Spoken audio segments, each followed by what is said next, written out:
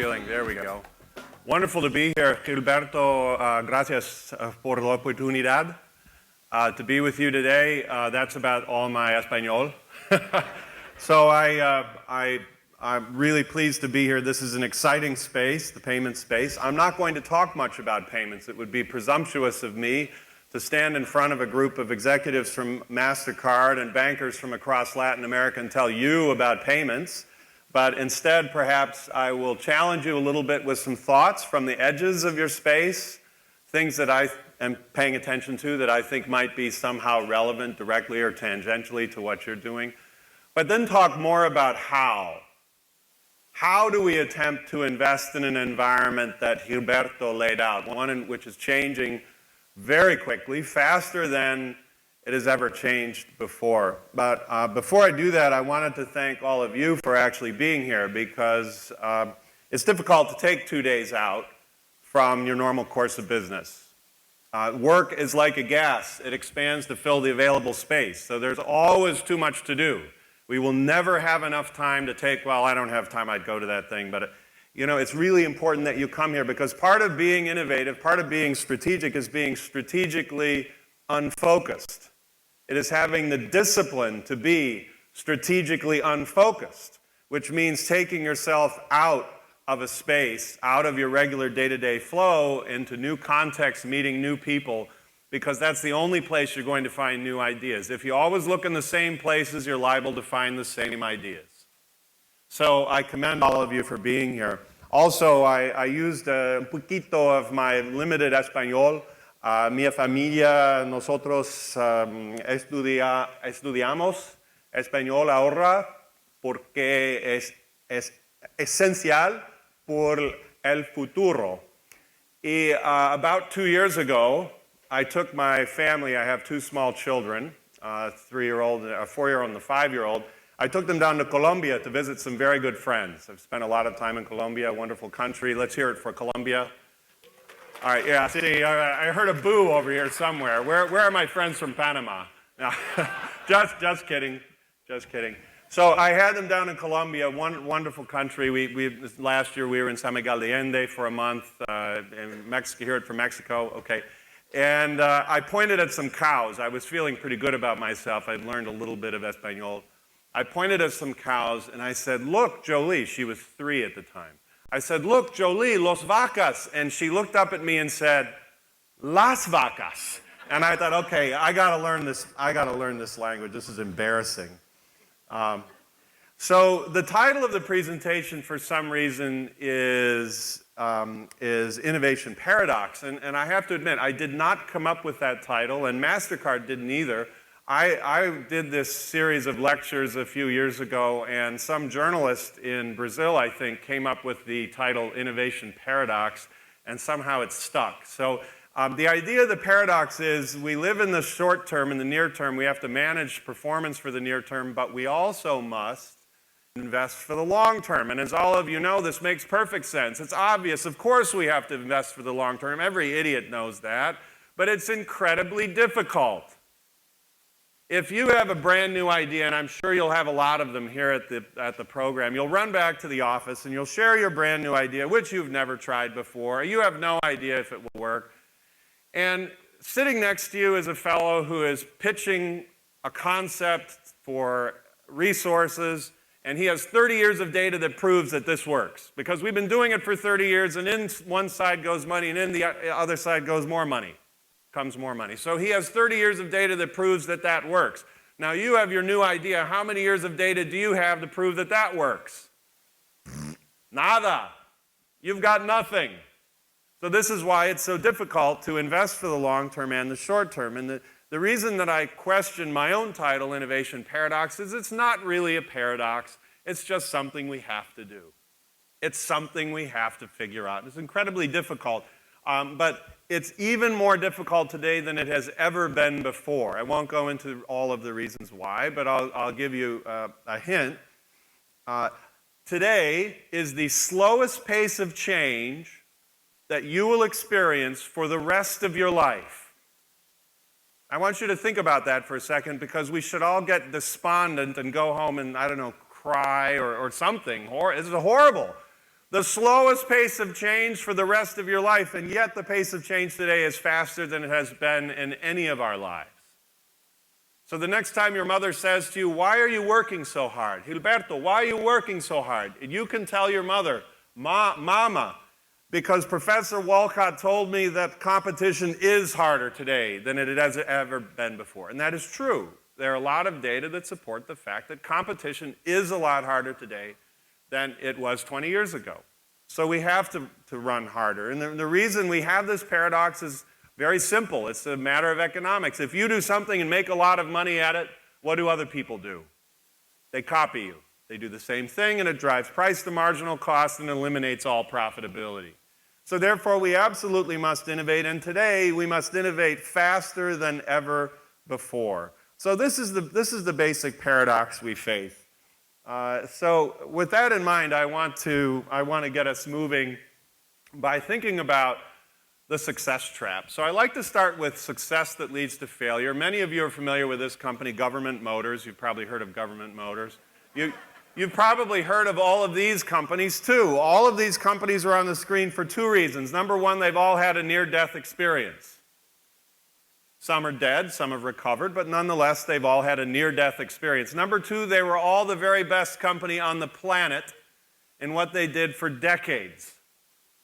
Literally for decades, they were the gold standard company worldwide. People looked at them and said, if we could just be like Pan Am. By the way, that was an airline, in case you don't remember. So how could this happen? I ask this often when audiences all over the world, how can this happen? How can you be at the top of the global hierarchy and come near death? And we have long conversation about why, and one word that always seems to come up is the word complacency. And I understand what people mean when they say complacency. I get it, and I kind of agree, but I don't entirely agree with the word, because the word gives the wrong impression. The word gives the impression that, oh, everything's going great. Hey, let's knock off at 3 p.m. and go play golf for a while, because the money's coming in, everything's going to be fine. That's not what was going on at these companies. I've talked to many people at a number of these companies when things were hitting the rocks, and why that was happening and how that was happening. And it was not that they weren't working hard. They were working very hard. And they had some of the smartest people. In fact, when IBM hit the rocks in 1992-93, most people don't remember how bad things were at IBM at that point. Lou Gerstner was hired to break up the company and sell off the parts. That's how bad it was. In 1992, IBM had the third highest corporate R&D budget on the planet. It wasn't that they weren't innovating. By the way, at that time, they were doing research that led to a Nobel Prize. A Nobel Prize. Anybody in here have a Nobel Prize? So it wasn't that they weren't innovating, but somehow they weren't translating that innovation into relevant products and services that people would pay them for in the right time and place. So here's what was really going on at these companies. So you do well for 30 years, everything's fine, you're doing great at what you're doing, and then along comes a quarter where you're not going to quite hit your numbers. And the memo goes around from the chief financial officer's office, and everybody, the chairs start turning faster, and everybody's wound up. Oh my gosh, we're not going to hit our numbers. And guess what happens? They all muster. They all get together and they all figure it out. And they do two things. And this is what all businesses are. They're revenues and costs. And so what all businesses do is, number one, you've seen this, they start cutting costs immediately, right? They get travel moratoriums. Have you ever heard of those travel moratoriums? How do you become a billion-dollar company and have a travel moratorium? Really? Anyway, I get it. So they cut all the costs they can cut in the near term, and they sell as much as possible. Look, you guys go out and just cut your costs, whatever it takes, get those contracts signed by the end of the quarter. And guess what happens? It works. That first time, it kind of works, and everybody feels good. We mustered, the team got together, and we figured it out. Now, when that process happens in a normal business cycle, a down cycle, and we're going to have an up cycle if we're in a cyclical business, then that's probably okay. We'll pick back up, things will pick up, nat gas prices will go to whatever it is, and we'll be okay. The problem is when the paradigm is shifting, that doesn't work anymore. You get to another quarter, and the same thing happens. You cut, and you sell, and you don't quite hit your numbers. And then you hit another quarter where you don't quite hit your number. Why? Because you're doing more of what you've done in the past. You're doing more of what you're already doing. And if the paradigm is shifting, that won't be good enough anymore. That was what was happening at these companies. They were great at what they were great at, and the world changed. So you've all heard of this company, Kodak, and I probably don't need to describe the fact that they invented digital imaging for all intents and purposes. They were ahead of everybody else. They buried it because they had the monopoly, near monopoly, it was a duopoly, near monopoly position in chemical-based film. You've heard the story. They went bankrupt a couple of times. They're still around, but it's a small rump company making good money on that small company, but they will never be Kodak again. What most people don't know about this story is that there's another company in Japan called Fuji. You might remember Fuji. There were Kodak, and Fuji was the doppelganger of Kodak in Japan. They had the dominant market share in Japan and a little bit of the market share in North America.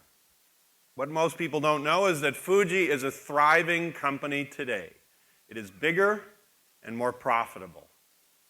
I don't have time to go into all of the things that they did in order to achieve this, but I bring this up to share the fact that we can make it through disruption. There are tangible, large company examples from the past where people have made it through disruption and remained relevant and powerful and successful. So something else is going on here. It's not just relevance. It's not just pace of change between competitors. So this is AT&T and Verizon. About 4 years ago, I was working with AT&T University and doing a lot of sessions with their top 350 leaders. And without going into the whole story, we were assessing how innovative they thought they were across all the ways they do business. This is one of the methodologies that we use at Kellogg. So we were assessing how innovative they thought they were against all of the things they do at AT&T in 5 different divisions. And the first iteration of this methodology came back, and they looked really good. They looked like they were knocking the cover off the ball from an innovation perspective. Like, man, everything is great here. You don't need me. And by the way, they would be perfectly fine with me telling you this because they tell this story now too. And so I'm trying to figure out the initial data, and the leader of AT&T University is sitting there with me, and he looks at it and he says, I know exactly what's going on. They're comparing themselves with the competitor in their head, which is Verizon. So every question they're thinking about, how innovative am I compared to Verizon? Okay, well, you can get a pretty good score because we're competing head to head. By the way, your biggest threats and your biggest opportunities are never going to come from your direct competitors. Now, are there big threats that come from your direct competitors? Absolutely. But your biggest threats and opportunities come at the periphery of your markets. They come at the edges. They don't come from your direct competitors. Why? Well, number one, they already know everything you're doing. Okay? Now, I don't know if this is news to anybody. Relax. Your competitors know everything you're doing. Okay? Oh, no, we have some confidential projects in the back room. All right, get over it. And you know what? You know everything they're doing. Right? You go to the same conferences, you read the same publications, you hire the same people. That's called incest. It doesn't work. Now I get why you need people with expertise, okay? I'm being a little flip. But my point is, your big threats and opportunities happen at the edges of your market. So here's what was going on here. I said to my friends at AT&T, I get you guys are doing great with the innovation thing. You know, let me ask a question. If Google didn't need you, do you think they would send a check? The answer was, oh, no, of course not. Well, what do you mean they don't need us? We have the pipes. And then one of the executives raised her hand and she said, you know, in my market in Kansas City, Google is building out fiber across an entire neighborhood, and their plan is to do it across the whole city eventually. And I said, aha, it's a little bit of a problem. So part of the issue here was that is the competitor. Now, Verizon's still a competitor. Keep your eye on them. But that is the competitor, and unfortunately also the customer and also the collaborator. In technology, we call this frenemies. This is my frenemy, and we all smile and act like we like each other. Now, here's another example, Walmart. Who's the Walmart of the 21st century? Go ahead and say it. Amazon, exactamente. That is the competitor they're worried about, and they know that today. It took them a little while to figure that out. It did not take Amazon very long to figure that out. So that is their competitor going forward, and they have to think about that. So let's go back to this success trap issue. There's something else going on here. As we go from being a successful entrepreneur, and every one of your companies started at some point with one or two people around a coffee table deciding to start a company. And then you become a successful company with 1,000 or 10,000 employees. Fantastico. Congratulations. You create structure and process to drive efficiency. We need to do this. This is our job. That's how we remain competitive. And by the way, it takes a lot of innovation to be exceptionally efficient. But there's a problem with efficiency. And it sounds like a crazy question, but what could be the problem with efficiency? Because that makes us better. We have to do it to stay ahead. But here's the problem, and this is an incredible issue. This is the crux of the matter, why some people call this the innovation paradox. Now think about this. The better and better you get at doing whatever you do, and I'm sure you're very good at it, the better and better you get at doing that, whatever it is, it doesn't matter. The more finely tuned every process, every hiring decision, every cultural factor, every resource allocation decision is at doing this, the harder it is to do that. And in a competitive economy, eventually we will be forced to do something else because the customers will require something else. Now think about this again. Every decision we make, it looks like the right decision. We're making the decision to fine-tune our organization to be exceptional at doing this. That's how we win the game. That's how we make money.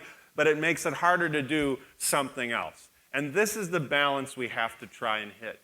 As some people have called it, the ambidextrous organization. We must have the ability to do both. If you don't have a short term, then you don't have a long term. But if you only manage for the short term, eventually you won't have a long term because the paradigm will shift. So this is the fundamental issue we face with driving efficiency and honing our core business. So I'm going to pick on this wonderful company. I have some very good friends there. They've made a lot of progress the past 3 or 4 years, really aggressively moving out in a space that traditionally hadn't changed much. Insurance, it's not supposed to change much. By the way, how many of you would like an innovative surgeon? Anybody want an innovative surgeon? Oh, no. Innovate on somebody else first. Right? So that's innovation similar in banking, similar in payments, similar in insurance. But it's happening to all of us, and we have to figure out how to adjust. And so a lot of people maybe 5, 6, 7 years ago looked at Allstate and the other big incumbent insurers and said, you guys need to go online. How come you're not online? You idiots aren't online. Well, they were right in the sense that along came this online channel, and in 6 years, the online channel, this was a few years ago, went from being 4% of auto insurance to 30% of auto insurance in 6 years. And Allstate wasn't in the game at that time. Now, we could look back at them and say, oh, that's horrible. They didn't plan for the future. They didn't see it coming. They saw it coming. They talked about it for years. And let's cut them some slack. Let's be fair. There are also some business reasons why they didn't pull the trigger. Now, at first, there were some not so good reasons. Like people said, well, that's not how we do things around here. See, son, what you have to understand, we're all about service. We have a direct contact with our customers, right? So we don't do things like online, computers, right? So that was early on, but they got over that. They got over that relatively quickly, as did the industry. But they had another poignant issue, a real issue, and that is I've built my entire business around agents, people who have businesses selling what I sell, and now we've got what's called channel conflict. Channel conflict between my network of agents and this notion of selling direct to consumers online. And this is a real issue.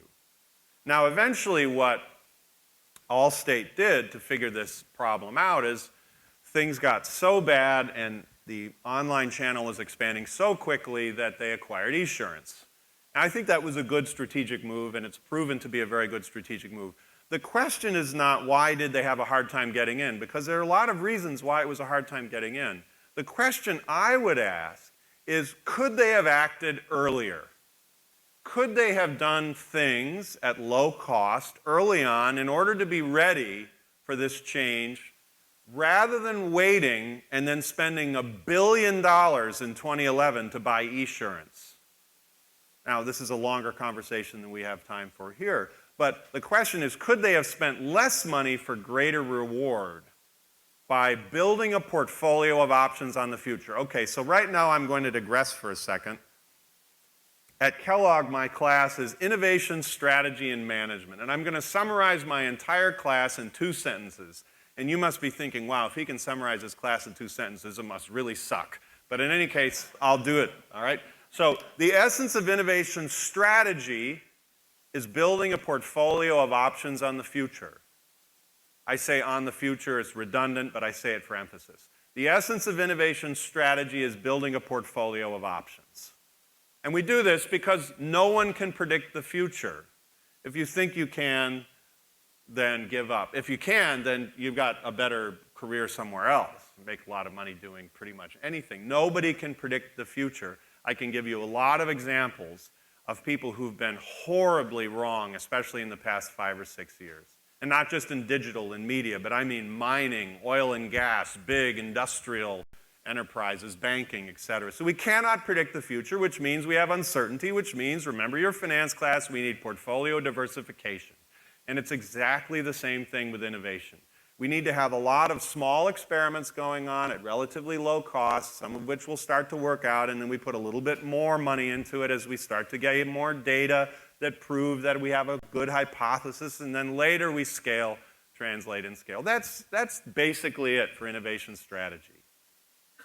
The essence of innovation management is resolving uncertainty through a rational process. The essence of innovation management is resolving uncertainty through a rational process. Being innovative isn't all about having foosball tables in a big loft in Palo Alto with lots of kids on skateboards. I mean, you should have a process to resolve uncertainty in a rational way. Now, let me bring both of these together briefly in a guideline that I learned. I wish I had come up with this, I did not. From Ian McMillan and Rita Gunter McGrath. It's a brilliant statement.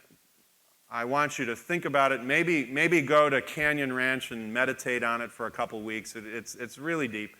And this is, how do we deal with risk? Because if you're going to build a portfolio of options on the future, there's a risk involved in spending your money to buy those options, right? You're putting share owner money down in order to buy options on things that you don't know if they're going to work or not.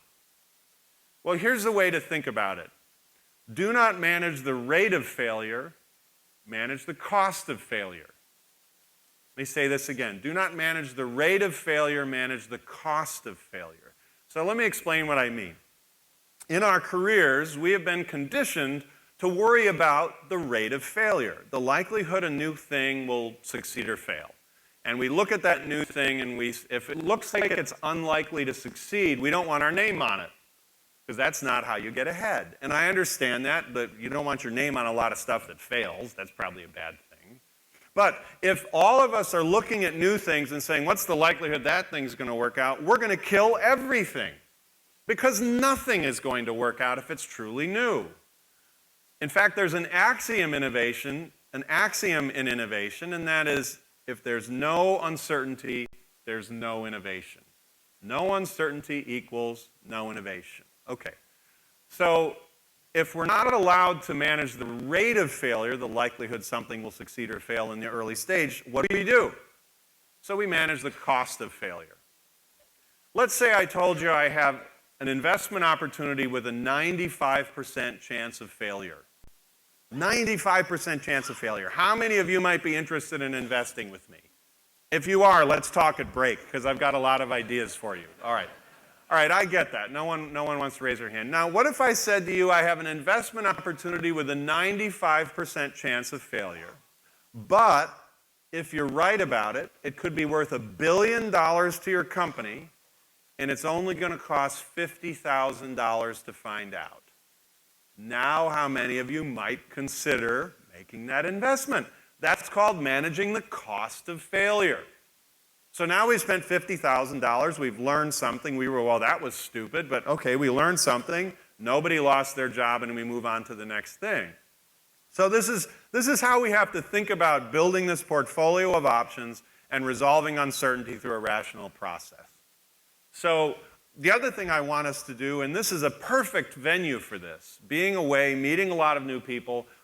By the way, I was sitting with the prepaid team down here. I was having a great conversation with them. They're a wonderful team. It's an exciting space. Don't sit together. You know each other. And you seem to get along great. That's wonderful. You should be sitting, you know what? Get out of your seat and move over here. Do you know each other? Ma'am, do you know this fellow over here? No? Get out of your seat, walk over here and have a seat. Sí. Yeah, ahora. Vamos. Sí. Yeah. Now, at the next cycle, I want everybody to do that. Make it a priority to go out and meet somebody that you haven't met. That's why you're here, okay? You guys can see each other at the office all the time, right? I'm sorry to pick on you. You're a good guy. But the other thing is meet new trends, too. So remember I said everybody knows everything going on in your space? So look outside your space. So one of the things that I did is I chose 2 trends that I think have some relevance for you that might not be directly in the middle of payments or finance, but they're going to have a huge impact on the way people need to exchange value. That's why they care about credit cards or prepaids or banking. The exchange of value is what they're looking for. And here are a couple. So first of all, ownership versus access. You all know about this. But about 5 years ago, my firm, Clario Partners, was doing a big program with Castrol, the lubricants company. And I'll talk a little bit about that later on. And one of the trends we were looking at was ownership versus access. At the time, you could do Zipcar, which is I have access to cars parked in certain spaces that I can use them for a few hours or a day and then get rid of it. Airbnb and Uber hadn't even been invented yet. And in the matter of a few years, they've upended 2 major industries. In fact, one of my friends, Jeff Semenchek, is the Chief Innovation Officer of Hyatt Corporation. And he told me the beginning of this year, he said, at the beginning of this year, Airbnb had more rooms available than the entire Hyatt Corporation worldwide. So this thing is upending a lot of factors. And I'll give you an example from my personal experience. I travel a lot. I travel so much that a couple years ago when Uber came out, I started using it. And I said, wow, this is great. I don't have to find parking. I don't have to worry if I get in an accident. As long as no one's hurt, I get out and get in another car. There's no risk, right? I realized I had driven my vehicle 4,000 miles the prior year. So I said to my wife, I'm going to get rid of the car. Now, my wife, God bless her, doesn't like spending money. I got the right kind of wife, and it's wonderful. She does not like to spend money. So I actually had to do a spreadsheet to show her over 2 months that, in fact, it was a better idea for me to use Uber. But my point is, I don't have a car. She does, drives kids around and all. I do not have a car. What does that mean from a payment perspective? Well, I've gone from taking an aggregated payment to a banking institution for a lease for a car to doing it as needed small payments, relatively small payments. I've completely disaggregated my payment requirements. So one of the things that's happening with ownership versus access is the difference in the aggregation or disaggregation of payments, the who, what, when, where, and why it's going on. And here's another one a little bit further afield, and it might be difficult to imagine, well, how could distributed production relate to payments or banking? But if you think about it, you quickly come to recognition that, by the way, distributed production, think of 3D printing, accretive manufacturing where you can download a file and actually create a part with a piece of equipment. You're printing a part. You've seen this.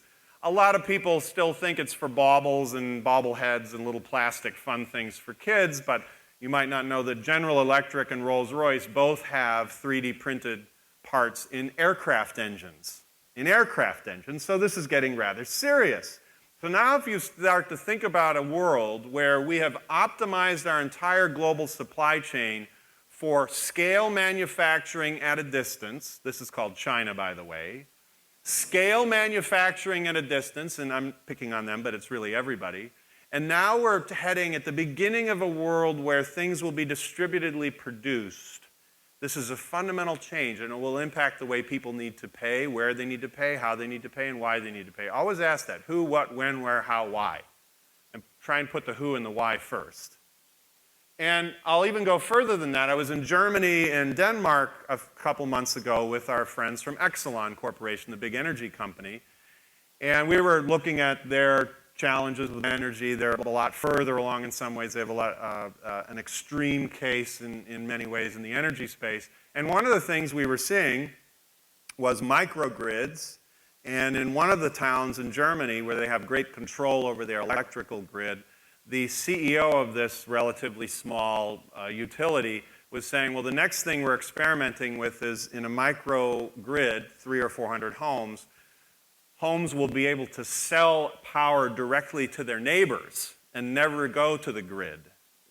So if I have rooftop solar, for instance, and my neighbor doesn't, my neighbor can buy it directly from me, and it hasn't entered the grid. Which means it's not entering the banking system the way it has entered the banking system in the past, which means to me that maybe there is a payment issue or an exchange of value issue here, and that something might be changing. So what are the trends that might be relevant? Well, and how do we think about all these things and become this ambidextrous organization? This is a much bigger conversation than we have time for today.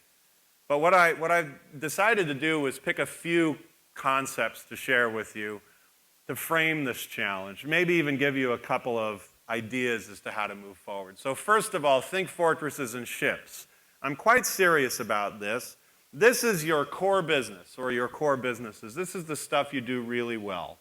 And this is the ship. These are the ships that are out trying to find the future, trying to seek the gold. And they're not really exactly sure where they're even going or what they might find, but they're out trying to find it. The important point here is that these are two completely different environments. They take different processes, they take different metrics for success, they take different capital allocation procedures. When I hear a CEO say, well, you know what, son, we have the same rigorous evaluation for new projects as we do for our old existing business, I say, well, then you're doing it wrong. You're going to be in big trouble because there's no way that new concept can fight for resources against what you've been doing for 30 years. So we must have a different way to evaluate, allocate capital, et cetera. But here's the most important point. These are different people. There are some people who thrive here, who love getting the ball bearing perfect off the manufacturing line every time. You give them a plan, and they're going to execute the plan, and it's going to be exceptional, and they're going to come back the week later and say, okay, now what do you want me to do? Now, these people, they can deal with high uncertainty. In fact, they thrive in high uncertainty. They love looking for the new thing, trying to figure out where things are going next. I suspect a lot of you are interested in being in this boat, and that's part of the reason you're here, because you like to try and figure out where the world goes and get us there. Now, one is not better than the other. We need both. If we're going to have a sustainably successful company in the long run, we must have homes for both. Smart companies do not try to get everybody to be good at both. That's a waste of money. We try and help everybody understand why we need both. We try and help everybody understand the realities of operating in both sides. And most important, we help people figure out how to work together. Because if we come up with great concepts here and test them and get 3 customers that absolutely love what we're doing, but we can't transition it into a business unit and scale it up, then it doesn't matter for the company. And by the way, what we're finding in our research is that is the most difficult challenge companies are facing. The transition and scaling challenge, as we call it in a book of a few years ago called Grow From Within. So it's that challenge that is most the forefront of leaders in the innovation space these days. Now, another point I want to make about this is I want you to think about, if you haven't already, which one are you more of? Are you more the fortress, execute to plan, excellence, or are you more the ship seeking the future? Because I can tell you, if you should be here and you end up here, it's a soul-sucking experience. And I mean that rather literally. You've probably seen people who are mismatched in their careers. Furthermore, if you take someone here and you put them here too long, and it's a good idea to cycle people back and forth, but not too long. You take somebody who should be here and you put them here too long, they can't handle it because they can't handle the uncertainty. They say, yesterday you told me to do that, today you're telling me to do this, do you know where this company's going? And the answer is on the ship, no, we don't. We really have no idea where this is going. That's the point. So I need you to figure out where you are. And more important, as a leader, what about your colleagues and peers? What about the people who report to you? So here's a list I want you to start. I want you to start keeping your eyes open for people who would be great in the ship. Because as a leader, you're going to need some of them. And they might not have the title innovation. If they do, great. Gary, I can't wait for your presentation later. Be very interested for that. But some people who want to be in the ship or be great at the ship don't necessarily have innovation in their title. So I want you to keep your eyes open for the people who could captain ships, because you will need them in the future. So this is about balance. It's not about one is better than the other. We become customer responsive, but you know, in this day and age, that's not good enough, because your customer is telling the same thing to your competition. So you have to figure out how to be customer leading. Where do they want us to go, how, et cetera. Traditionally, we've been very much inside out. Here are the things we're good at, here are the things we do. How can we do more of those and sell more of that stuff? But now we have to start thinking more about outside in. How do we learn from more spaces, from more people, track more trends, and translate those into implications for our business? Sometimes I have this question from people, Professor, should we be doing top-down or bottom-up? And I say the answer is yes. If you're going to do it right, you've got to do both. You've got to have the right top-down, you've got to have the right bottom-up opportunities to make innovation work. So, on to the next. How do we process ideas in our companies? We won't solve this today, but I want to make you aware of this, because I'm sure you've experienced it. Some of you still have scars as a result of this. In America, we've spent a lot of blood and treasure to be innocent until proven guilty, but for some reason, new ideas in organizations are guilty until proven innocent. Now, why is that? It kind of pisses me off. So you have a new idea here at this conference, and no, you don't think, you've never done it before. You're not even really sure what it is. But you go back to the office, and you've got some guts, so you share it with your colleagues. And what are some of the reactions to your new idea that your colleagues might have? Anybody, what are some of the reactions they might have? What? Skepticism, but what might they say? What are some things they might say? What's the ROI? I don't know. I have no idea. I have no idea whether this thing will even work. How can I tell you an ROI? What other reactions? Come on, you've heard these things before. We don't do that. Well, that's not what we do here. That's not our business. That's been said many times. Well, the question is, maybe it should be our business. Are the customers going to want that eventually? Well, then that should be our business. But here's a great one. That'll never work. Well, that'll never work. And actually, in English, if you look it up, it's actually, that's the way you say it. That'll never work. There are other ways, but we all say, that'll never work. And I love that one, because how do you know? First of all, I don't even know what this new idea is. And somehow you do, and you know it won't work. That makes no sense. Now, here's my number one favorite response. I know you've all heard it before. We tried that before, and it didn't work. We tried that before, and it didn't work. I love this one. Why do I like this? Well, first of all, because I thought this was a new idea that you don't even know what it is, but somehow magically she does know what it is. She knows exactly what it is. And she knows that we did it 5 years ago and it didn't work. Now let's cut this person some slack. I think most people are trying to help. Most people want the company to succeed. So even if they're doing it in a rude way, they think they're helping you by telling, well, we tried that before, it didn't work. Don't go there, it'll blow up. But the issue is, so let's say that she's right. That's exactly what's in your head. And That thing was done 5 years ago and it didn't work. Is it possible the world has changed in the last 5 years? Apple Newton, 1993, Palm Pilot, 1998. Dismal failure, category-creating success. Now, there are lots of reasons why the Newton failed and the Palm Pilot succeeded. I won't go into, having to do with the product profile, the technology, the functionality. Let's ignore all of those factors.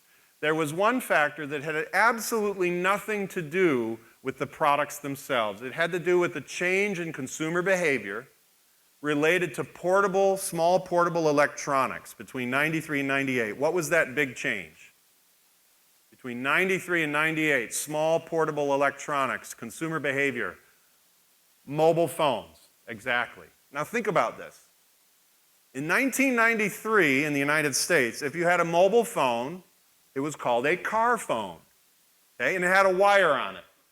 And by the way, when you were in your car, if you got to a stop sign, even if you weren't on the phone, you'd pick up the phone and go like this so everybody could see that you had a mobile phone. By 1998, everybody had a mobile phone. And it fundamentally changed the behaviors and the expectations of consumers. So between 93 and 98, the world really had changed. So now, what do we do about this? Well, first of all, just be aware we do it. And think about how you react to other people's ideas and concepts. And say, well, you know, that's a really exciting, interesting idea, but, you know, I think we might have done something similar to that. Julie did. And you know what? Now it's your job. You've got to go and talk to Julie. Because if you don't go talk to Julie and find out what they did 5 years ago, that's your fault. And so we'll become better as companies at accepting new ideas, and the culture will get better. That's great. But you know, the reality is, if you want to be an innovator, if you want to be a corporate entrepreneur, it will always be difficult. It'll always be difficult to do new things, so you have to have a thick skin. And so another thing I want you to think about when you're sharing your new ideas, number one, try and take your ego out of it. That's very hard, because it's your idea, it's your baby, and no one likes to hear they might have an ugly baby, but let's face it, some babies are more attractive than others. So try and take your ego out of it. Step back and ask yourself the question, what is the kernel of insight in that person's rejection of my idea? What is the thing I could learn from this person's criticism? And then go out and learn it. So what's this? Well, we all know what this is. This is a map of the world. And it's very uncomfortable, isn't it? Now, except for my friends in Argentina, they love this map. This is fantastico. Now, here's what's interesting. There is nothing wrong with this map. This is as accurate as any map you've ever seen in your life, but it doesn't feel right. This is what I call an orthodoxy. An orthodoxy is a view we have of the world where we believe it must be like that, even though it doesn't violate the laws of physics to do something else. So it's an observation about the world we believe must be like that, even though it doesn't violate the laws of physics to try something else. So let me give you an example of this. Everybody knows that analog photography is dead, right? And it's all about digital. And especially the young people. I've started a few years ago, I started saying the younger generation. And it really kills me. But in any case, they're younger, so the younger generation. The younger generation is all about digital, right? Okay, I get that. Anybody heard of this company, Lomography? Anybody heard of Lomography? So just a few of you. Well, you're not the target audience, I hate to say. Lomography is an all analog camera company. They make analog film and analog cameras. They're about $100 million a year in revenues this year, very profitable, growing fast. By the way, I'm not recommending you go out and start an analog camera company. That's not my point. But here's the kicker. Their core market is people under the age of 25. Now, this is a little peculiar. What's going on here? Well, there's a lot of depth to this, but briefly, young people have grown up sharing everything about themselves. It's always all about self-expression, probably too much about self-expression. So they've grown up in that environment. They've grown up with digital. Digital is natural. It's great, but it's all about digital. Now here comes this new thing. Did you hear about analog photography? It's a camera. It's an old Italian word, I think. Camera. You open the back, you put this thing in, and if you screw it up, that's it. And when you only have 24 pictures, and when it's done, it's done. Now, it's tactile.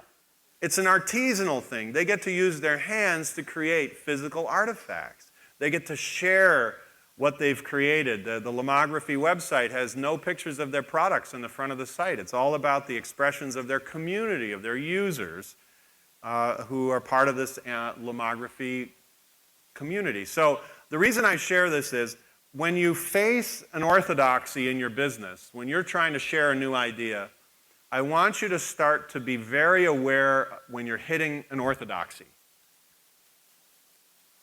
An orthodoxy, again, is something that everybody believes the world must be like that, but it's not, but it doesn't violate the laws of physics to do something else. And the reason it's important to recognize an orthodoxy when you're facing it is you can't just fight it with data. You can't just fight it with a rational argument. You need to do that, but that's not going to be enough. Part of the reason is that there's an emotional factor. Remember the map? There is an emotional factor to orthodoxies. So when you're facing an orthodoxy, one way to realize that you've now waded into dangerous territory is that other people start to have emotional reactions to your arguments. They sit up in their chair, they start to drool and froth at the mouth, and they start to say things that maybe don't make a lot of sense to you. They're tied to the old paradigm. So how do we start to address orthodoxies? Don't try and hit them dead center and prove them wrong. That usually doesn't work at first. At first, the only thing you should try and do is create doubt. When you're facing an orthodoxy, start by trying to create doubt. Find some data somewhere in the world that supports that maybe our perspective isn't 100% airtight. So start by creating doubt. Second thing, peripheries, orthodoxies. I'm going to use electric vehicles as an example. The entire lubrication industry had for many years ignored electric vehicles, and this is peculiar because many might not know this, but electric vehicles take no lubrication. A little grease on the wheels, that's it. So you'd think they'd be a little concerned about this, but for a long time they weren't. And for a good reason. 120 years of data that proves that electric vehicles will never happen. Well, that might be changing today. Now, I mentioned our friends at Castrol earlier, the big global lubricants company, and in 2010 they asked us to help them think about where might the world be in 2020 or 2025 so we can build a portfolio of options in the future. This is a smart question. Now, electric vehicles was just one of the topics, one of many topics. And so we did a few things. One thing was we took the leadership team out to Silicon Valley, and we had a variety of speakers, working sessions with them, not speak and then leave the room, but really working with external people.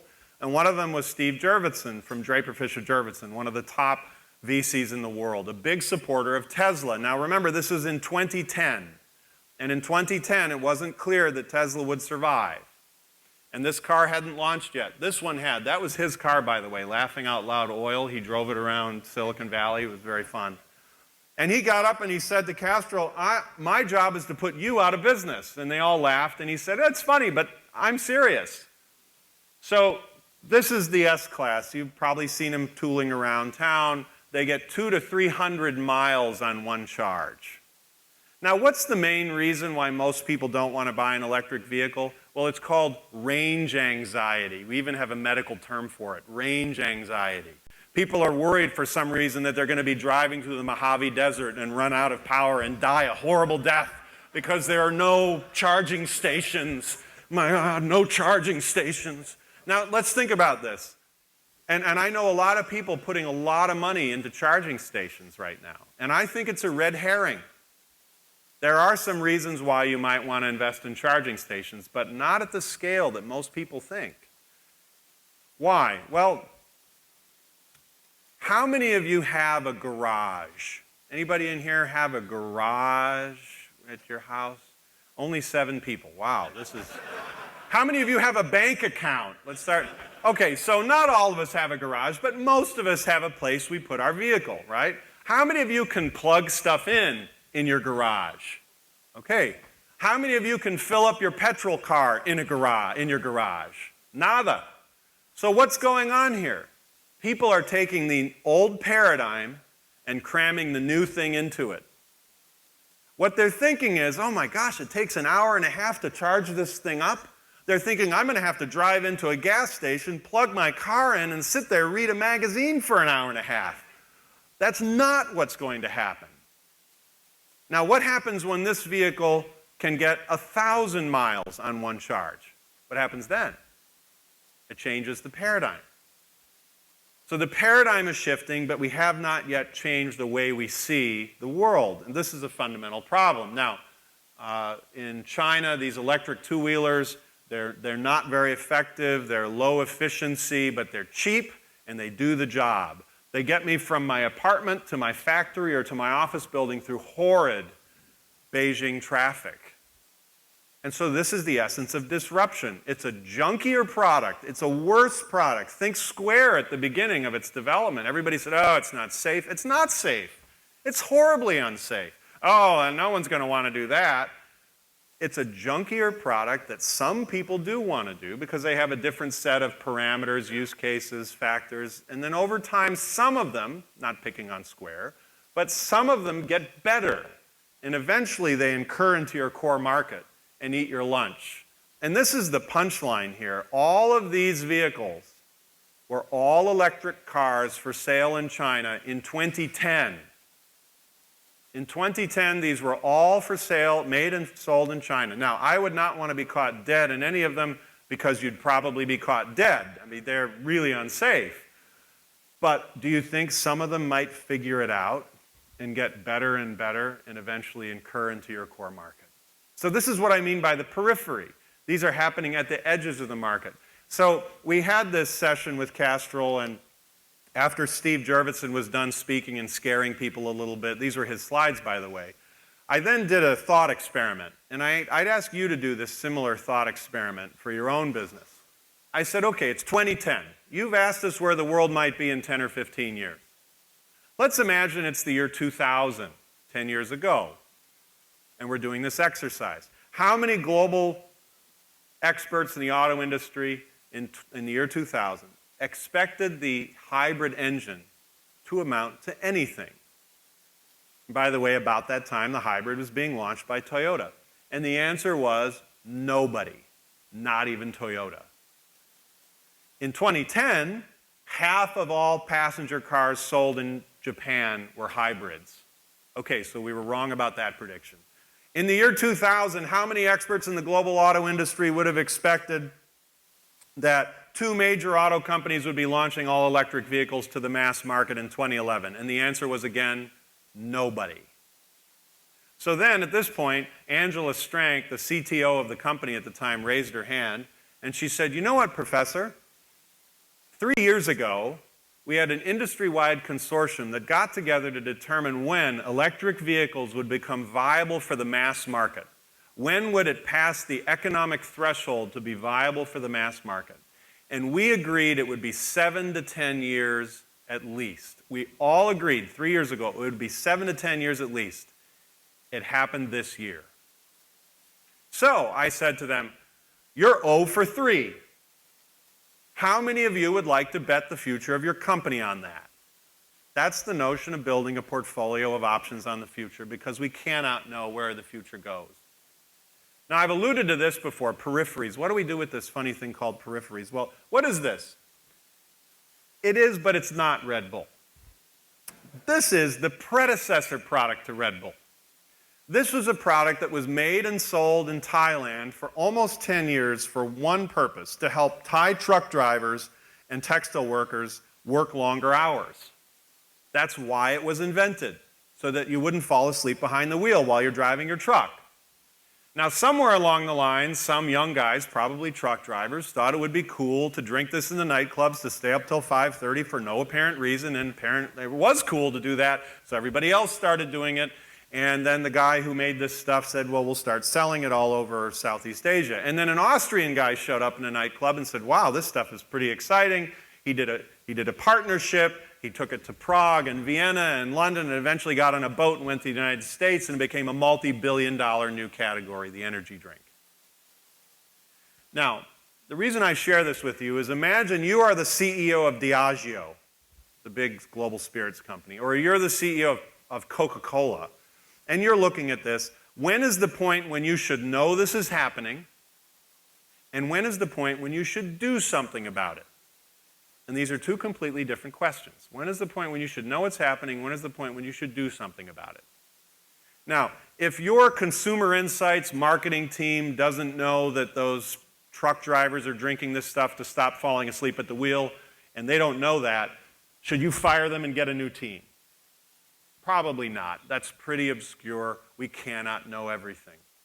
But you know, once it's being sold all over Southeast Asia, we're active in Southeast Asia. We have products in Southeast Asia. We should probably know what's going on. Heaven forbid we don't know what's going on when it's happening in Prague and Vienna and London and when it gets on a boat comes to the US. The second question is, when should we actually do something about it? Do we launch our own product? Do we go to the lab and say, hey, you know what, to marketing, I don't know if we're going to do this, but do some research, find out if this might work, find out why it's working in Southeast Asia, come up with a brand concept, don't spend a lot of money on it, manage the cost of failure. We don't know if we're going to do it, but be ready. Say to your R&D team, hey, go reverse engineer this product, figure out what's in it, come up with our own formulation, don't spend a lot of money, building a portfolio of options, so we're ready. Or do we just wait until it comes to the United States and creates a multi-billion-dollar brand new category and then spend a lot of money to muscle our way into the market? Well, that's exactly what all the incumbents did. They sat around and they waited until it was a billion-dollar category. To give you an idea, 6 months ago, Coca-Cola, wonderful company, brilliant company, Coca-Cola spent $2.1 billion to buy 17% of Monster. That's the second largest player. Coca-Cola, brilliant company, and I mean that sincerely, spent $2.1 billion to buy 17% of the second player because they had not built a portfolio of options on the future. So this is how I want you to start thinking about building your business and looking forward to the future and all this. And one hint I'll give you is think about the strategic frames, the areas that you see as growth opportunities for the company that aren't just adjacencies necessarily. This is one of the things we helped Castrol figure out. They said, what can we do beyond lubricants? Because the world will change, and eventually if somebody invents technology that does not require lubricants, they're not going to care how good our lubricants are. So how do we ensure we still have a thriving business? So with them, we developed a variety of potential futures, and they have set up innovation program and a corporate venture capital capability to make small investments in a few of these spaces to ensure their relevance in the future. I'm going to skip this just because of time. I want to keep us on time, and I want to share a couple quick stories before I conclude. First of all, being clear about what we're trying to accomplish is incredibly difficult to do. But it's essential because people only see the things for which they're looking. There are too many data points in the universe that hit us in any given moment to look at everything. Think of the Thai truck drivers in the nightclubs. We can't know everything. So your job as a leader is to identify the key essential things and encourage people to go out and find them. So this is a story from my group at Kellogg, the Kellogg Innovation Network, or the KIN. We're a bunch of innovation and growth leaders, mainly from big companies. We get together on a regular basis to share our problems. It's like a support group for innovators, and you need a support group.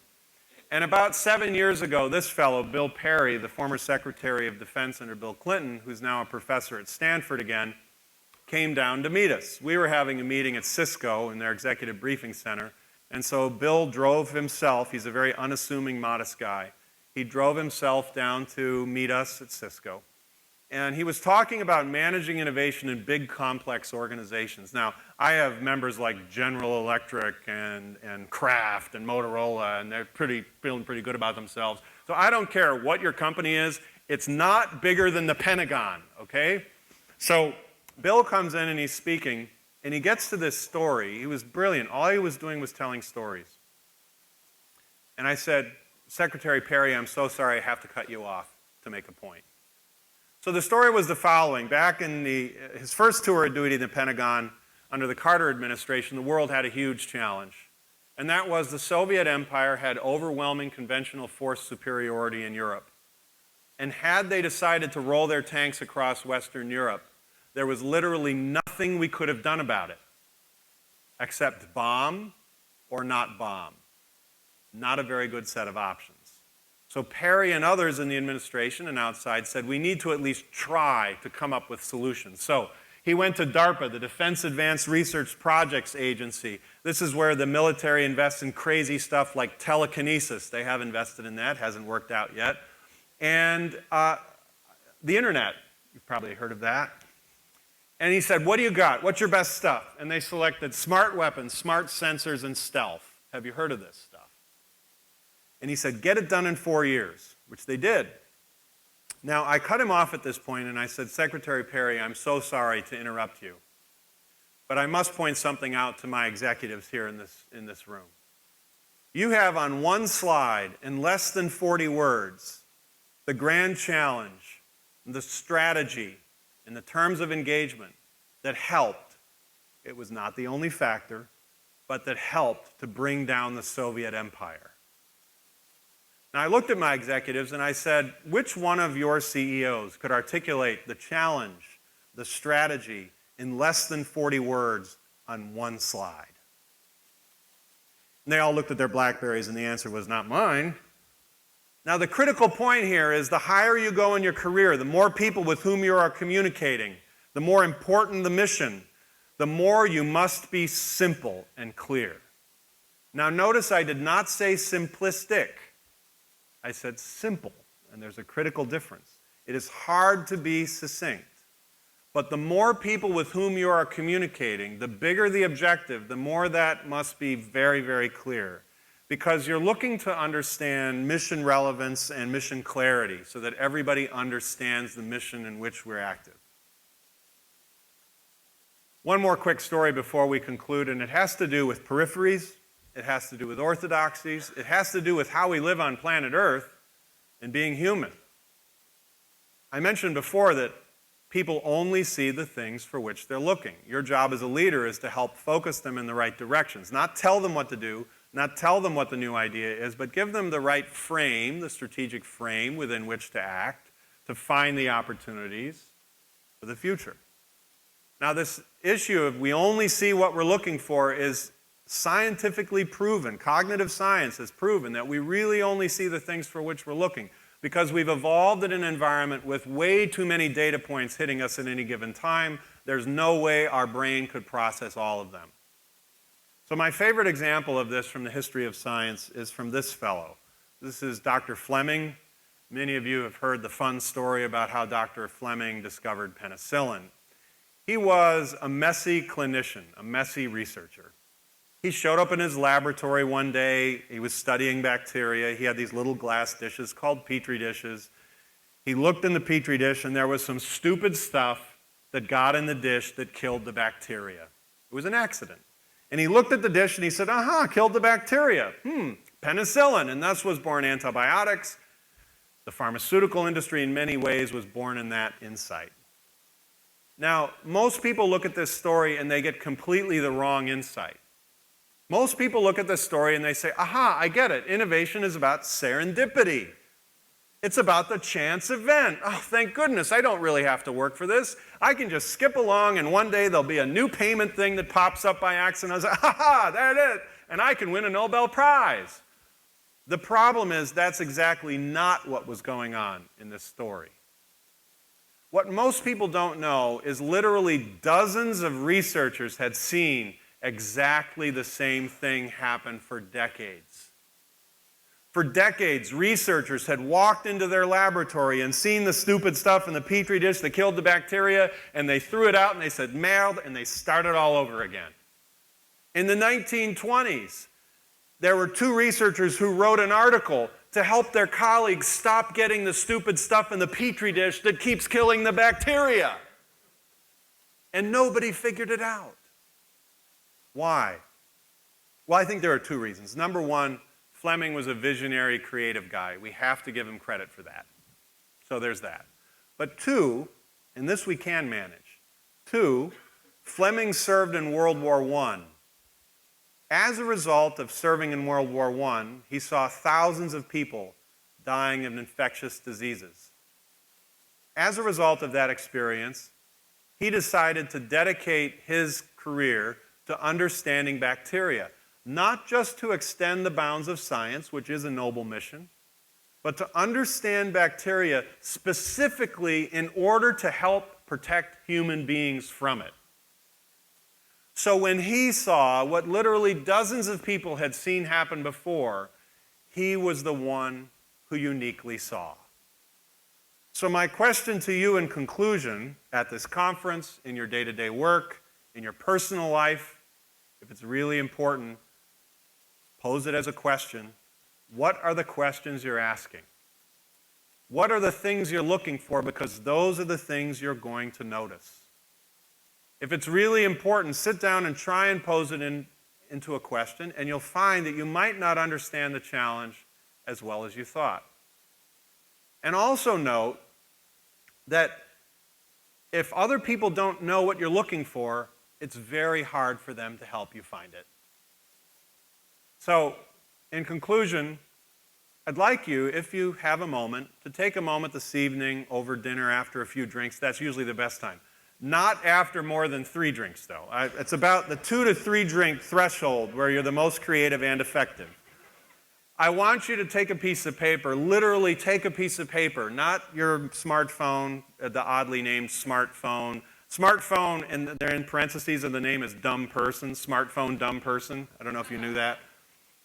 Take a piece of paper and a pen or pencil and write down a couple questions that are critical for you that you are trying to answer, and I guarantee you, you are more likely to find the solutions.